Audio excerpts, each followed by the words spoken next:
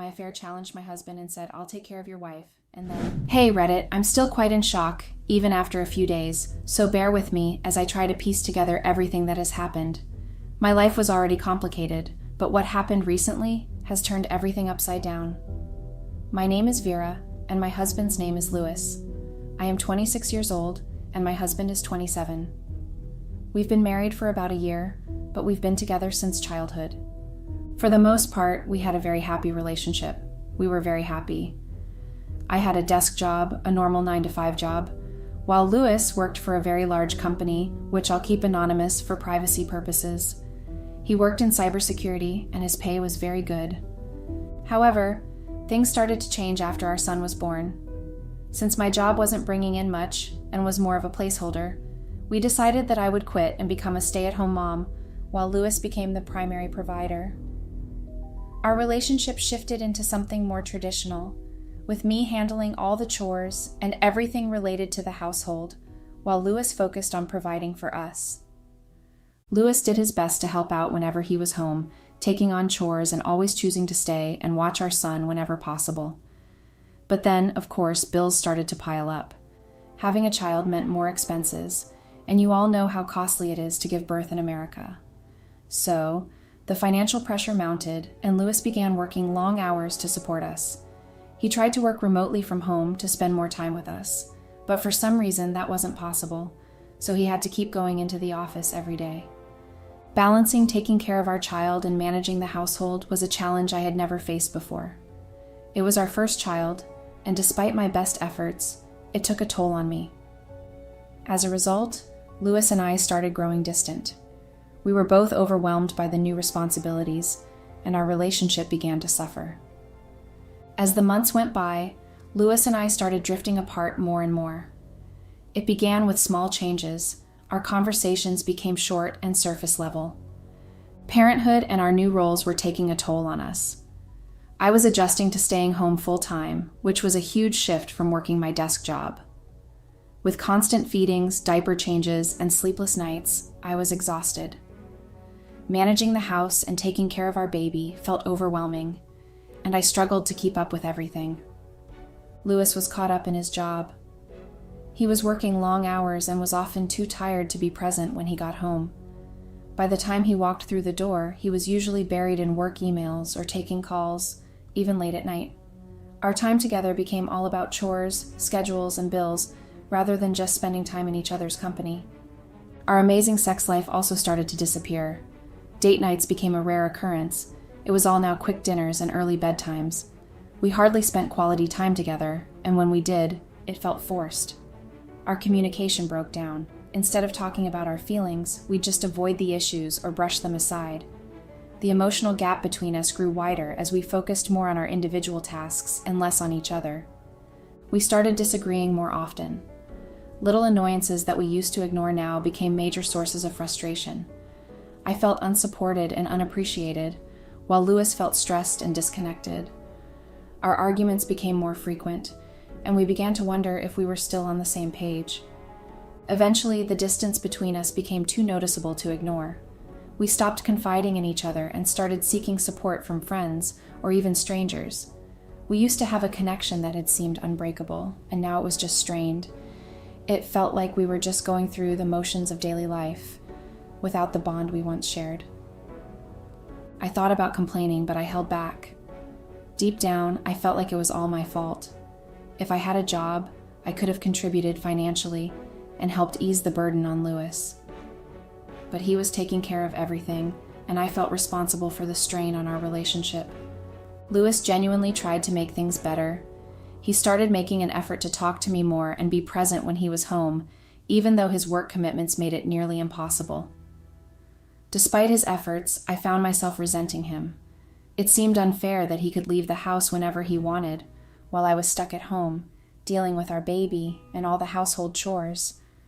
The thought that he had the freedom to step away from it all, while I didn't, weighed heavily on me. Even as our baby grew older and started sleeping through the night, which eased some of my exhaustion, my frustration with Louis didn't go away. I still felt a sense of bitterness. I was spending most of my time at home, feeling isolated and overwhelmed by the daily routine. I kept my distance from him, partly because I felt like he didn't fully understand my struggles, and partly because I was angry at him for having a break from it all.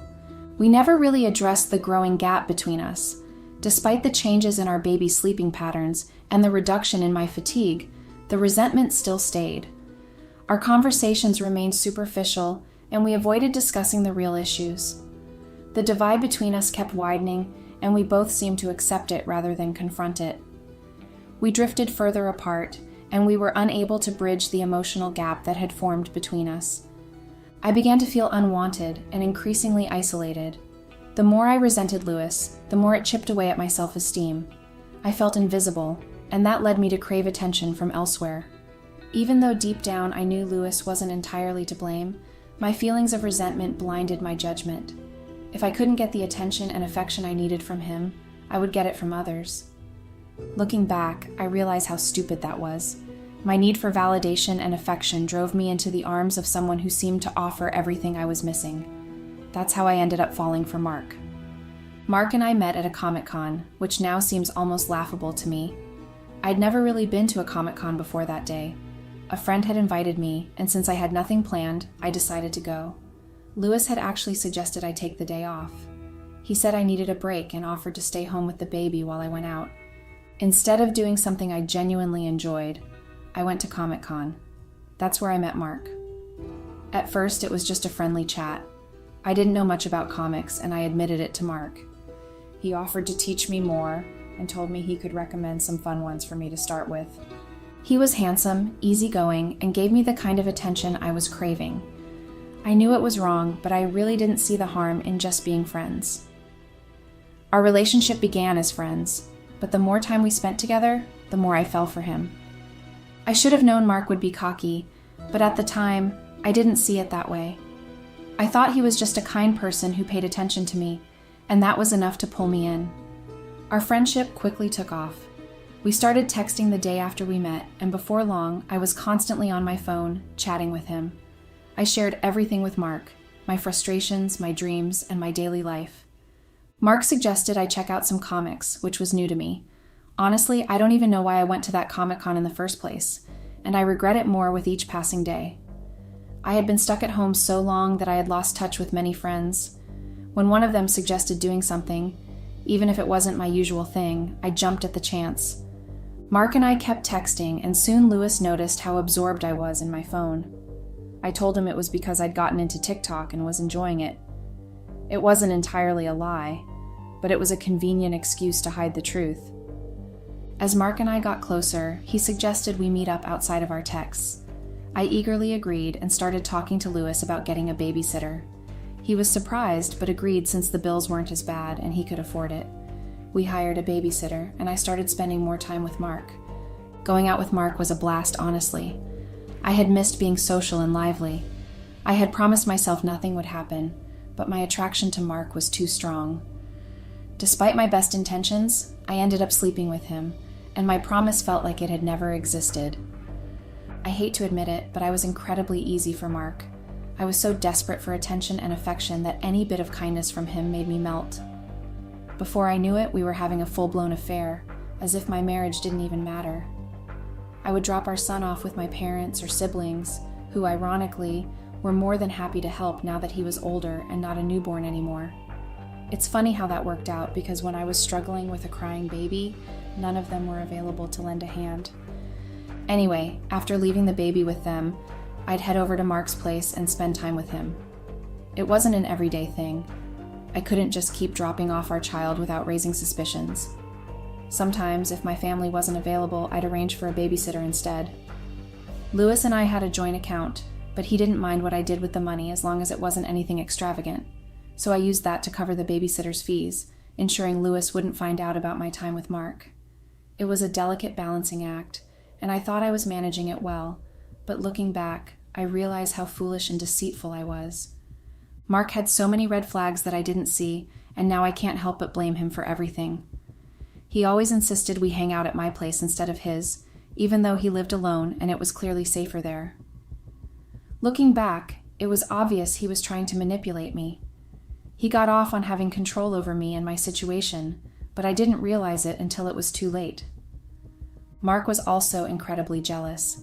He constantly needed to know if Louis and I were intimate or not, and would demand that I reassure him over and over that he was better than my husband. It was all so ridiculous, but I was so desperate for the attention and validation he gave me that I never took a step back to question what was really going on. Instead, I let myself get caught up in his game, and I ignored the warning signs that should have made me pause and rethink everything. As I got closer to Mark, I started drifting away from Louis more and more.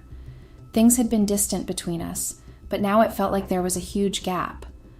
Ironically, just when I was getting deeper into my affair, Louis got a big promotion at work. All those long hours and overtime finally paid off. He had more money and time, and he was trying hard to fix our relationship. I was so angry. Why couldn't he have gotten that promotion before I met Mark, or when things were just starting to go wrong? Why didn't he try to fix things back then? His efforts to make things right came too late for me. I was so wrapped up in my affair that I couldn't see his efforts clearly. I was absent during our date nights and turned him down when he tried to be intimate. I could see how much I was hurting him, but I was too lost in my own mess to do anything about it. I guess I never really tried hard enough to hide my affair.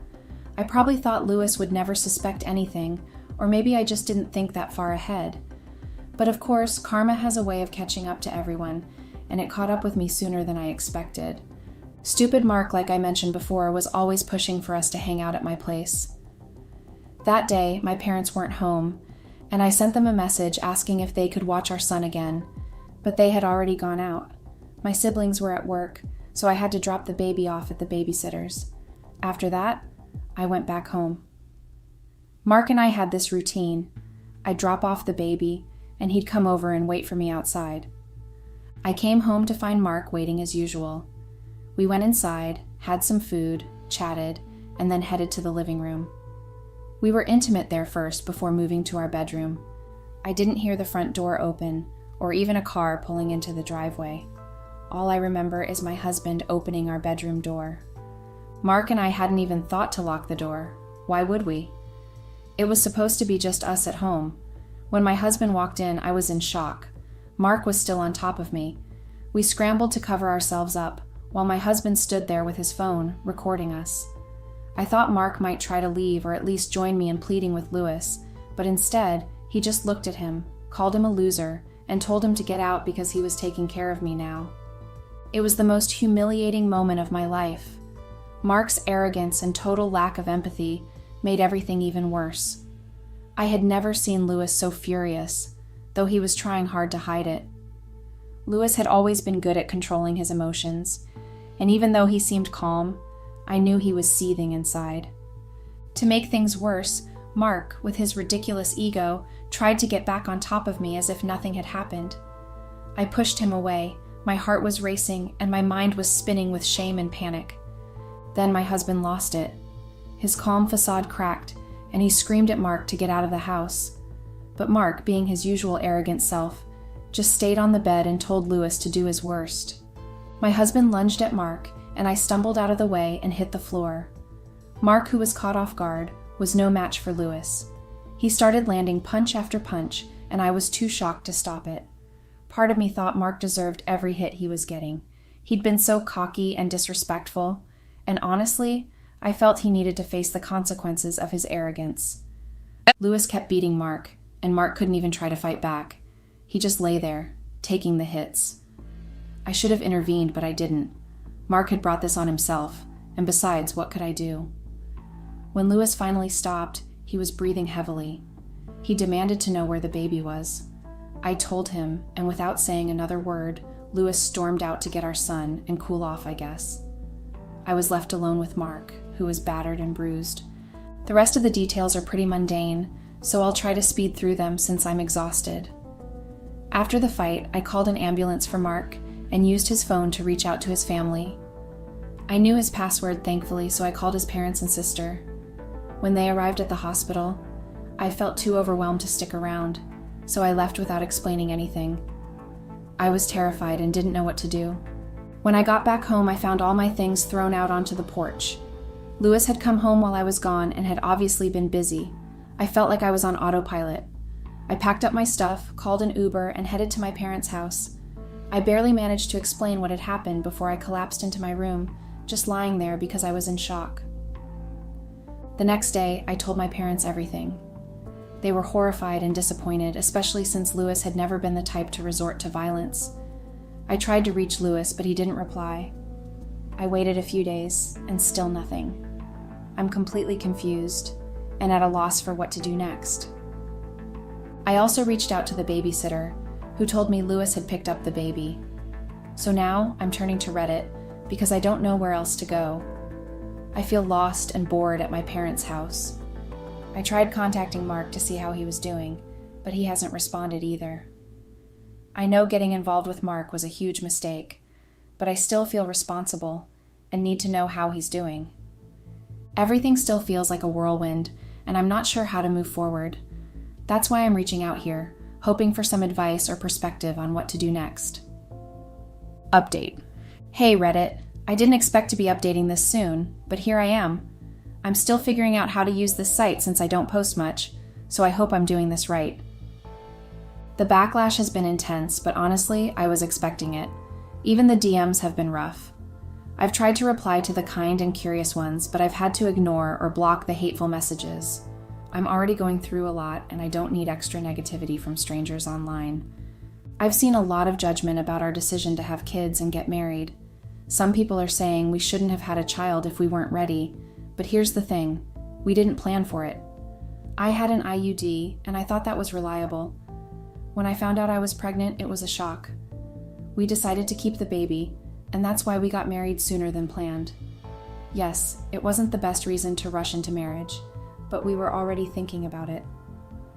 Even if we had planned for a baby, having one is a lot different than just thinking about it. I'm not here to be judged for my choices, so please save your criticisms. I honestly don't have much of an update. Mark still hasn't reached out, and I'm nervous. Part of me thinks about going to the hospital to check on him, but then I worry about what might happen if I do. It sounds like a bad idea, and my mind is spinning with all kinds of scenarios. Lewis also still isn't talking to me.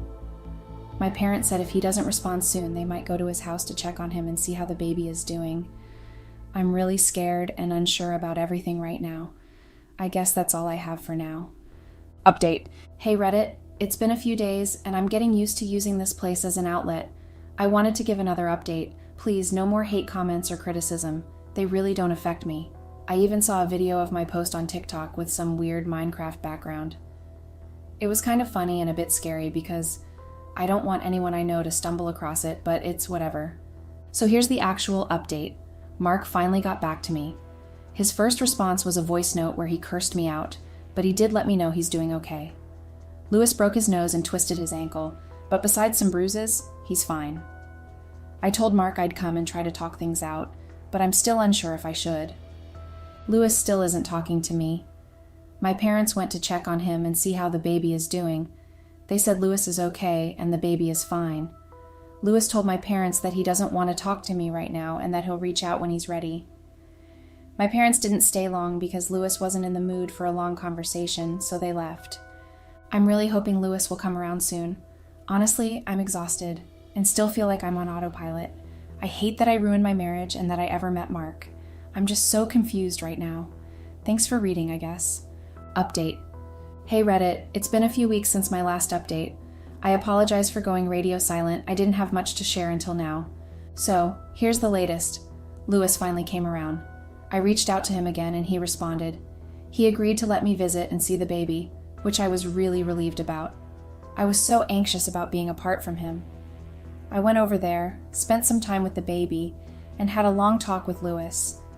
During our conversation, Lewis admitted that he had only suspected the affair before and finally confirmed it from our messages.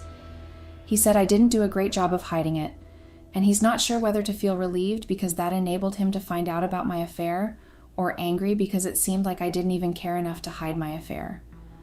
He told me that we were done, that he could never forgive me after seeing me with another man, and that he would be serving me with divorce papers soon.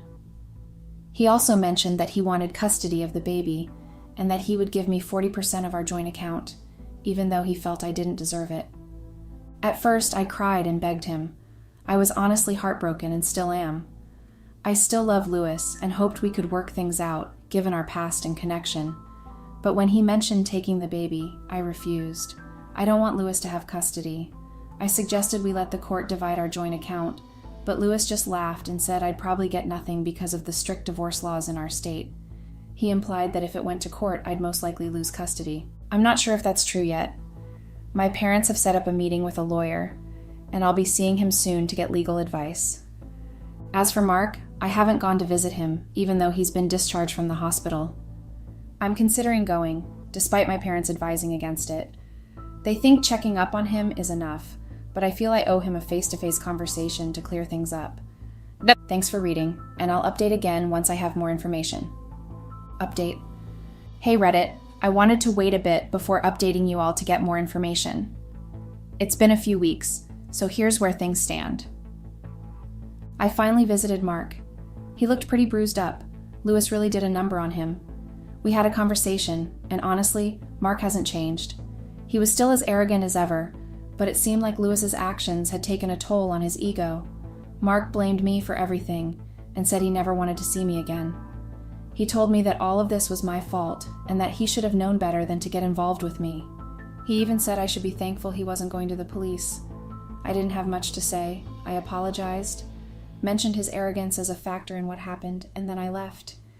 It's probably the last time I'll see him, and honestly, I have no intention of having any more relations with him. Regarding Lewis, he was right about the legal situation. I consulted a lawyer, and the laws in my state are incredibly strict. Just the fact that I cheated and that Lewis had evidence could be enough to lose primary custody of the baby. The lawyer advised me to accept Lewis's offer because fighting it would likely result in a worse outcome. Even potential alimony wouldn't be as much as what Lewis had offered. So I reached out to Lewis, told him I had reconsidered, and that if I got served, I'd sign the papers without fighting or challenging them. That's where things stand for now. I'll update again when I get served or have more info, I guess. Update. Hey Reddit, I finally got served. Lewis did it himself, and honestly, I didn't know how to feel when I saw those papers. I think I cried a bit, but it was all such a blur. I just remember sitting there staring at the documents, feeling completely numb. After that, I took a long nap, maybe to escape from the overwhelming reality of it all, or maybe just to try and get some rest amidst the chaos. I know it probably sounds like I'm just dumping all these details, but right now, it feels like I need to get it all out, even if it seems pointless. This whole process has been so draining. Of course, I should have known Lewis wouldn't just keep quiet about the evidence he had. He went all out and sent it to everyone we knew, my family's group chat, all our friends, and even a few distant acquaintances. My phone has been blowing up nonstop with messages and calls. It's overwhelming, and I'm struggling to keep it together. I'm so angry. Lewis didn't just leave me. He made sure everyone knew exactly what happened. He didn't even give me a heads up or a chance to explain myself. It's like he wanted to make sure that everyone saw me at my lowest. I've sent him angry messages, demanding answers, and an explanation, but he's not responding to any of them. I feel completely drained. The whole situation is exhausting. I can barely function properly. I'm dealing with the whole fallout from the affair, trying to navigate this legal mess with Lewis, and now facing public humiliation on top of it all. Just when I thought Lewis and I might find some common ground or at least have a civil interaction, he goes and publicly exposes everything. It feels like an extra layer of betrayal, like the pain from the affair was multiplied by this public humiliation. It's hard to believe that we were once close, and now everything is falling apart so dramatically. I keep thinking about what could have been, about how things might have been different if we'd handled things differently. But now, I guess it's all out in the open. It feels like everything is falling apart, and I'm just too tired to deal with it. I don't even know what my next steps should be. I'm hoping that time will help, but right now I'm just trying to get through each day. Update. Hey Reddit, it's me again. I didn't think I'd be updating, but here I am. I got locked out of this account and forgot the password, so it's taken me a while to get back in. I feel like I owe you guys an update. The divorce is finalized now. Honestly, I'm at a loss for words. It's been a blow. 1 minute I'm okay, and the next minute I'm not. I'm just exhausted. On the bright side, I ended up with 40% of our joint account, as Lewis had agreed. It's a decent amount of money, so at least I have some financial stability. Lewis got custody of the baby. I had hoped for joint custody, but I had signed the papers, so that's what happened. I get to see the baby on weekends and for visitations. No debts to split, so that's a small relief. The house was Lewis's before we even got married. It was a gift from his parents after college, so I'm moving on from that too. I need to find a job, but I'm struggling. I'm feeling so depressed from everything that it's hard to focus. Plus, I've been a stay-at-home mom for a while, and I think I've gotten used to it. I miss Lewis. I miss what we had, even though I know it's over, and I've brought this on myself. The money I got from the divorce has been helping me get by, but I'm thinking of moving out of my current place. I'm stuck in autopilot mode, and my family has been a huge help, so I'm reluctant to leave. I keep on thinking it's a dream that I'll wake up and it'll all be fine, that Lewis and I will be fine. My parents keep assuring me that with time, Lewis might forgive me, but we both know that's a lie, and that they're just trying to make me feel better. I guess I got what I deserved. It's been a rough journey, and I'm considering deleting this account. The hate comments and DMs have been maddening. Thanks for reading and for the support. Hey Reddit, did you ever imagine traditional roles could cause cheating and a separation? Well, that happened to me, and I need to get it off my chest. I'm not looking for sympathy or forgiveness. I know what I did was wrong, and I'm trying to make sense of it all. Maybe writing it down will help me understand how I ended up here. So, here it goes. I'm Gabby, a 32-year-old woman who thought she had everything figured out. I've been married to Derek for the last 8 years. We met in college, and it felt like we were destined to be together. Derek was my rock, my best friend, and the person I thought I'd spend the rest of my life with. We were both ambitious and shared dreams of building successful careers, traveling the world, and maybe one day having kids. I remember the first time I saw Derek. It was the beginning of sophomore year, and I was struggling to find my way around the sprawling campus. I had just transferred from a smaller college, and everything seemed overwhelming. One afternoon, while trying to navigate my way to an economics lecture, I bumped into Derek, literally. I dropped all my books, and he helped me gather them. He had this easy smile and a calm demeanor that immediately put me at ease. We ended up walking to class together, chatting about our majors, our interests, and our favorite movies. By the time we reached the lecture hall, it felt like I had known him for years. From that day on, we were inseparable. We would study together in the library, grabbing coffee during breaks, and eventually, our friendship blossomed into something more. Our first date was a simple picnic in the park, but it was perfect. We talked for hours, lying on a blanket under the stars, sharing our dreams and fears. Derek told me about his plans to become a successful architect, and I shared my aspirations of becoming a journalist. It felt like we were two pieces of a puzzle that fit perfectly together. Life had a funny way of changing our plans. After college, Derek landed a fantastic job offer in a new city. It was an opportunity we couldn't pass up, so we packed our bags and moved. Our new life was exciting at first. We got a beautiful apartment, met new friends, and enjoyed exploring our new city. But soon, the excitement started to fade, replaced by the demands of our everyday lives. Derek's job was incredibly demanding. He worked long hours and was often too tired to do much when he got home. I was working full-time too, but I found myself taking on the bulk of the household responsibilities. I was cooking, cleaning, doing laundry, and managing our social calendar. It wasn't like Derek didn't want to help, but his job left him drained. I understood it, but it didn't make things any easier. Our relationship began to change.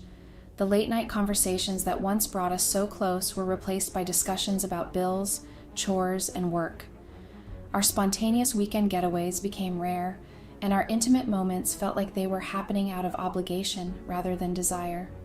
I started feeling more like a roommate than a wife. I missed the connection we once had, the feeling of being truly seen and understood. Our new city was a bustling metropolis, full of life and energy. Initially, we spent weekends exploring every corner, visiting museums, trying out new restaurants, and making new friends. I remember our first night in the city. We had dinner at a cozy little bistro downtown. The food was amazing, and we laughed and talked like we always did. For a while, it felt like we were on an extended vacation. But as Derek's job became more demanding, those carefree days became fewer and farther between. He started coming home later and later, often bringing work with him.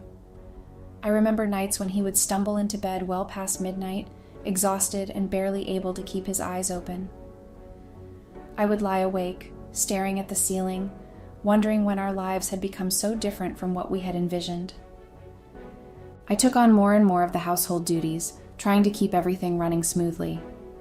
I would wake up early to make Derek's breakfast and pack his lunch, clean the apartment, do the grocery shopping, and still manage to put in a full day at my own job. By the time Derek got home, dinner would be ready, and I would be there with a smile, hiding my own exhaustion and frustration. I didn't want to add to his stress, but it was taking a toll on me. The weekends, which used to be our time to reconnect, became just another extension of the work week. Derek would spend most of his time catching up on rest or finishing up projects he couldn't get to during the week. I found myself alone more often than not, trying to fill the void with hobbies and outings with friends. But nothing could replace the closeness I craved with Derek. We started arguing more frequently. Little things that never used to bother us suddenly became sources of tension.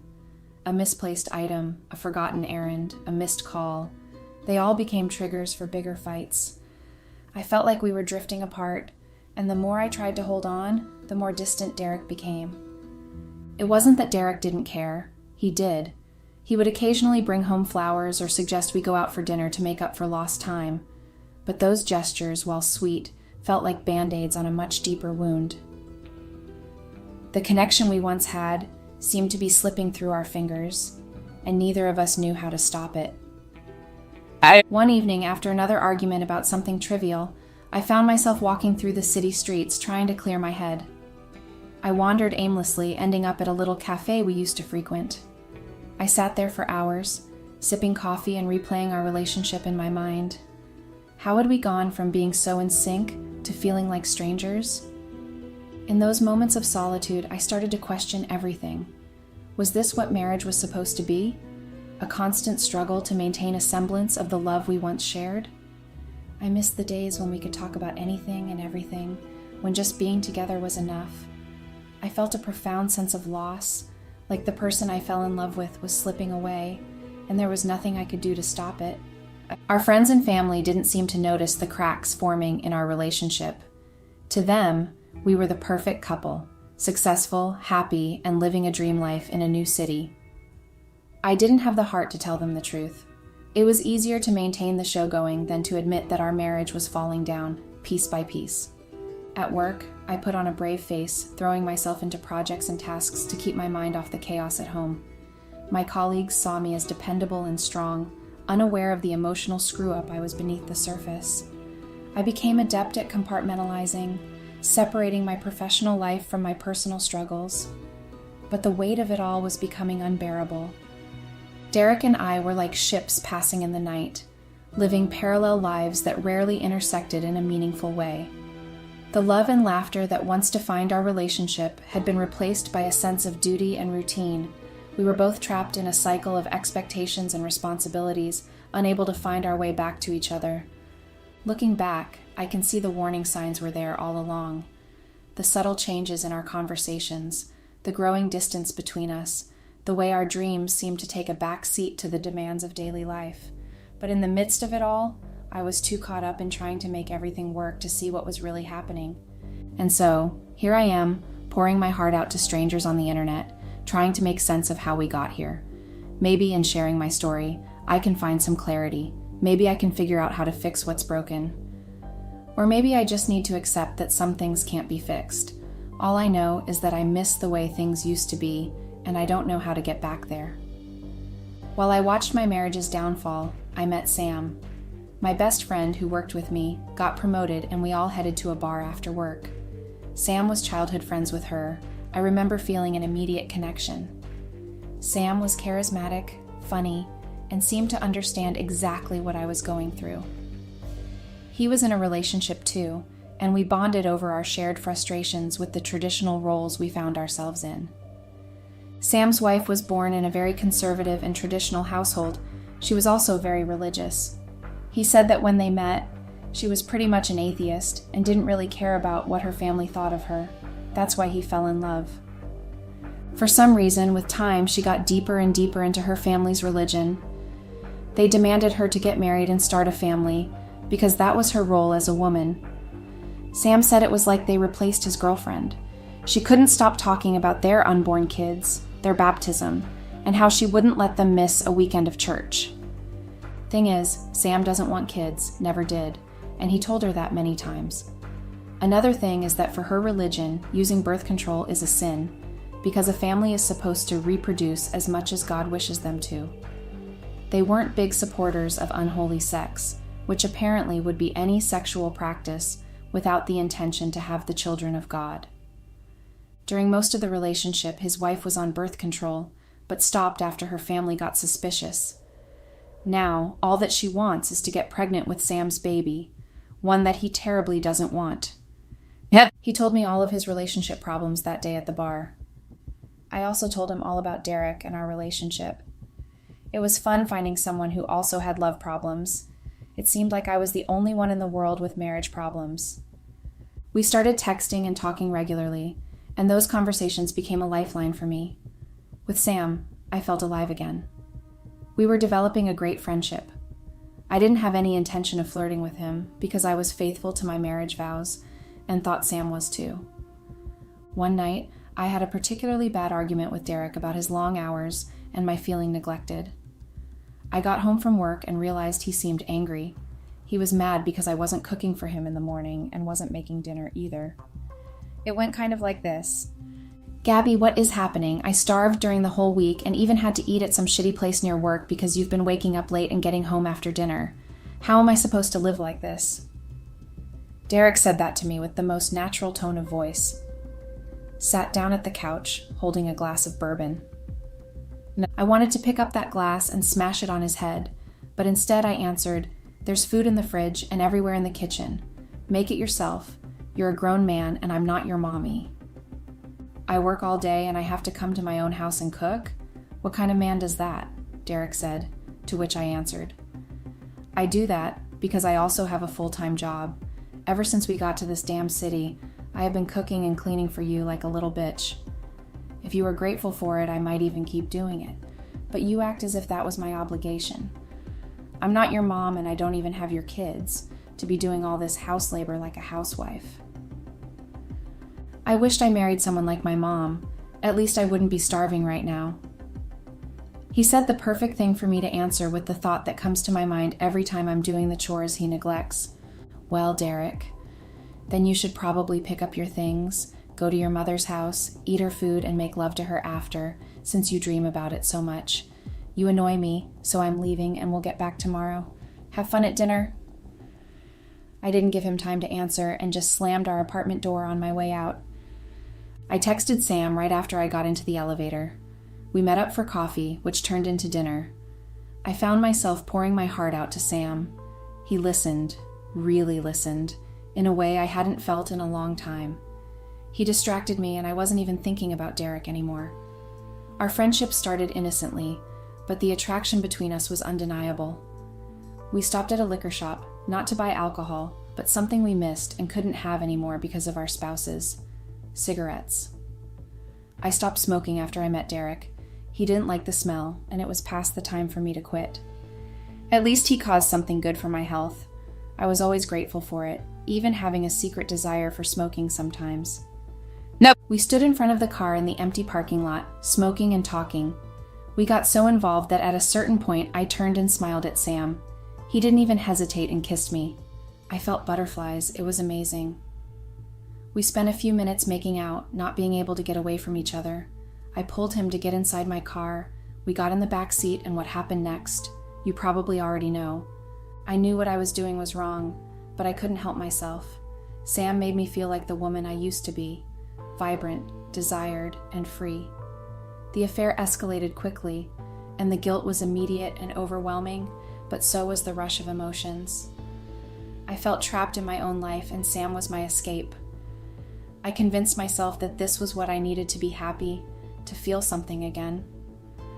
When I came home the next day, Derek apologized and realized he was only thinking about himself, and he didn't realize how burned out I was trying to juggle between work and house chores.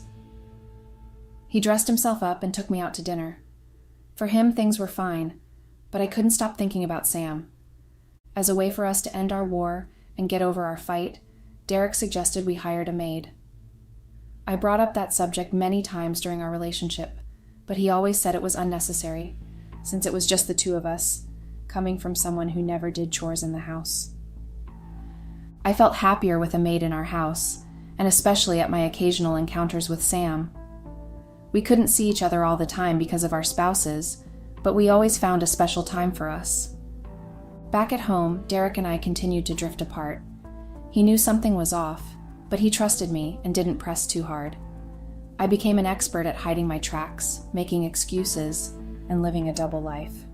The guilt bothered me. It wasn't killing me or anything, but it was there. The fear of losing the excitement I found in Sam kept me going. I felt like I was spiraling, unable to stop myself from making decisions I knew would lead to disaster. Sam and I shared a lot of similarities in our dissatisfaction with our lives. He hated the traditional roles just as much as I did.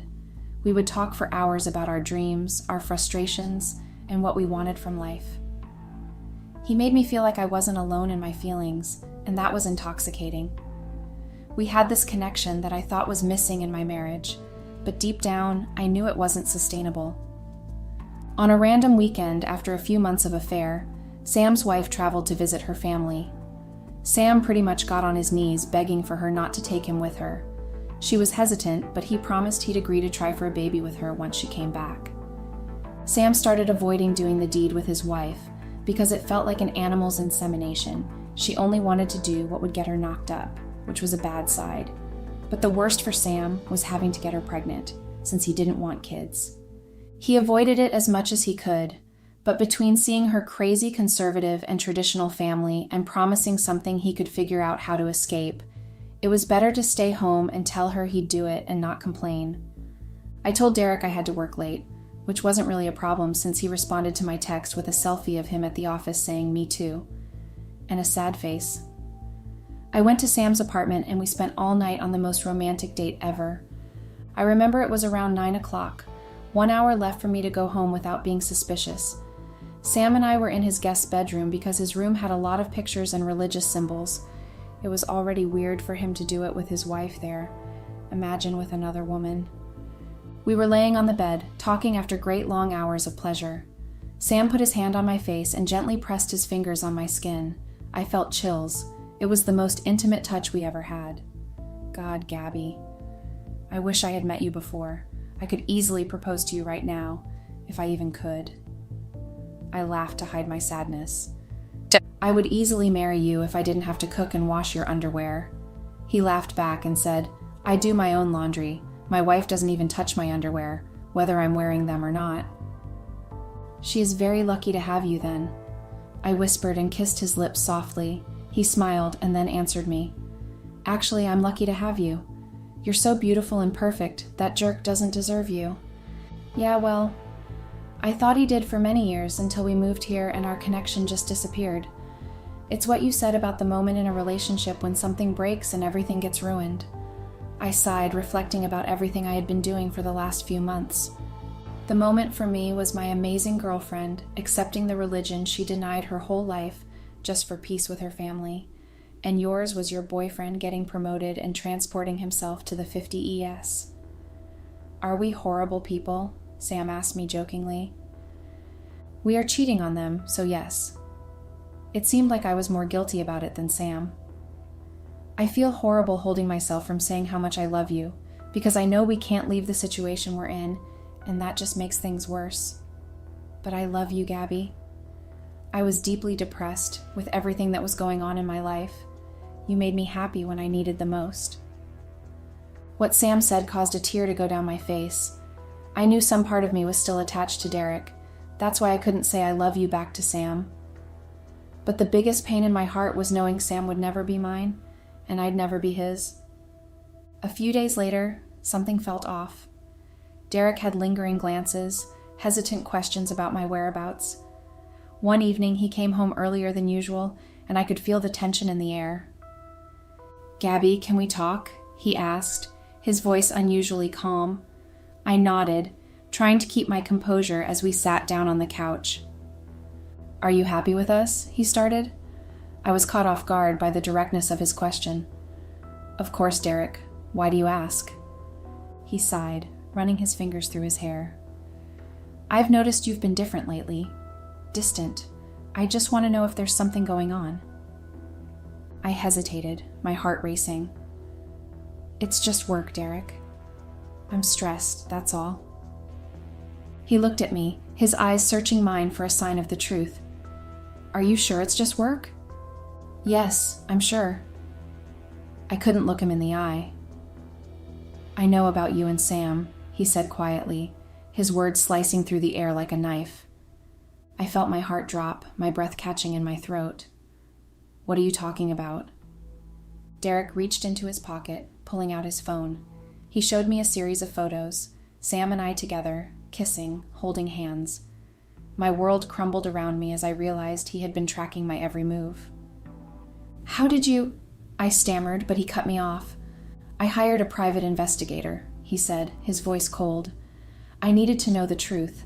The day we had lunch together at the mall, I met you there because we were both working. You sent me your location so I could find you, but you forgot to turn it off. You went to some apartment building during your work hours. All I could think was, what is she doing there?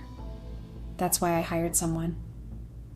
I was silent. It felt like I was physically unable to speak. He stared at me looking for a reaction, but I just stared at him back, completely lost. "You betrayed me, Gabby," he shouted, pacing the living room. "After everything we've been through, this is how you repay me?"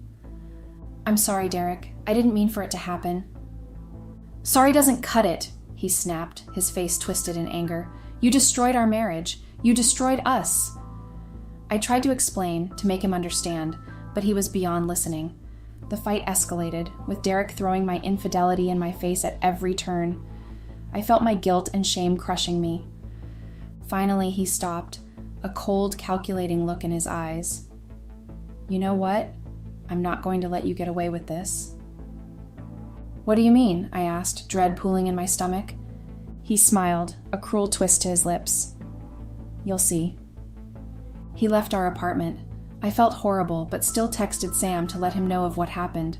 I thought Derek could go after him, so I had to let him know. It had been some days since the last time we saw each other, and we also didn't talk during that period. I texted explaining what happened. For 5 minutes, I watched the symbol telling me that Sam was typing. Then a huge text showed up in my screen, which said, "Hello, my love. This will be the hardest thing I have ever done in my life. I'm sorry. My wife tested positive. She's pregnant. We tried a few weeks before she traveled. A day I don't even remember because I had to get really drunk to actually do it. At least she didn't make me do it again, like I had promised her. Even though all this is against my will, I have to own up to my actions. After you left my house on Friday, I could only think about leaving her and finally be able to be happy with you, even if I had to convince you to leave your husband." When she got home and told me, I cried my eyes off, not out of happiness, but because I knew I'd lose you. "I'm sorry, my beautiful Gabby. We can't see each other anymore. I grew up with an irresponsible dad who didn't care about me. That's why I never wanted to have kids. But now it's done, and I'd rather jump off a bridge than be like my father. I have to be here with my family, without secrets and affairs, which would eventually come out and ruin my family. I love you, Gabby. Derek is still not good for you. I hope you have a good life. I'll try not to be miserable in mine. Goodbye." I couldn't stop crying. I kept reading the text again and again, hoping his words would change. With a snap of a finger, my life was officially broken and ruined. That's what happens when you put lies into yours and others' lives. They come out. They always do. Update. The next few days after Derek found out were a nightmare. Derek moved out, but not before making sure everyone knew about my betrayal. Our friends, our family, even my coworkers were informed. The humiliation was unbearable. Derek's revenge didn't stop there. He drained our joint bank account, leaving me with nothing. I was forced to take out loans to cover basic expenses. The financial strain, combined with the emotional fallout, was devastating. In the end, Derek got his revenge. I lost everything, my marriage, my stability, and the life I thought I had. As I sit here writing this, I realize that my actions have led to this point. I don't expect sympathy or forgiveness. I just needed to get it off my chest. The affair gave me a temporary sense of freedom and excitement, but it was a band-aid on a much deeper issue. My relationship with Derek was deteriorating, and I wasn't doing anything to fix it. Instead, I was running away, hiding in the arms of someone who couldn't possibly offer me the stability and love that Derek did. Looking back, I can see how foolish I was. I let my dissatisfaction and restlessness drive me to make choices that would ultimately destroy the life I had built with Derek. I betrayed the person who loved me the most for a fleeting feeling of excitement. Now, I'm sitting here, trying to understand why I did what I did and how I can pick up the pieces of my shattered life. I know I have a long road ahead of me, filled with difficult conversations and painful realizations. I'm not sure if I'll ever be able to make amends for the hurt I've caused, but I need to try. Writing this down is my first step in facing the reality of my actions and taking responsibility for the mess I've made. So that's my story so far. Maybe someone out there can understand what I'm going through or offer some advice on how to move forward. Thanks for listening, Reddit.